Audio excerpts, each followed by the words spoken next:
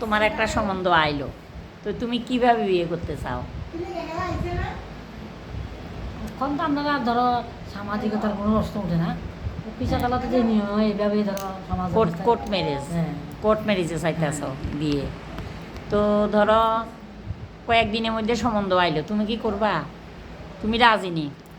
হ্যাঁ, এখন পছন্দের মতো হইলে বা সব কথাবার্তা ঠিকঠাক হলে করুন।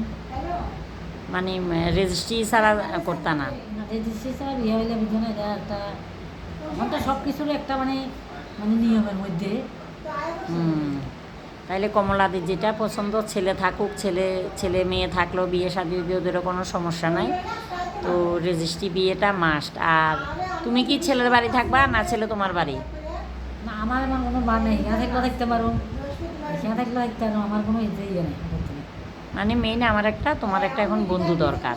ছেলের বাড়িতে যাইও থাকতে পারো, হ্যাঁ, আমার আর অসুবিধা নেই। ছেলেও যদি এখানে থাকে তোমার কোনো না, অসুবিধা কোনো নেই। ইয়ে নেই। আচ্ছা আচ্ছা, ঠিক আছে। আর এমনি ছেলে কীরকম হইতে হইব? সুন্দর টুন্দর এরকম? এত সুন্দর, আমারও বয়স হয়ে গেছে। আমি কি আর আমার এত সুন্দর নেই, চল সহেলি আমার মনে। হ্যাঁ, মোটামুটি চলছে হ্যাঁ, একটা মোটামুটি। ছেলের দরকার। ঠিক আছে, দেখা যাক এখন কি হয়। ঠিক আছে না? আচ্ছা আচ্ছা, ঠিক আছে।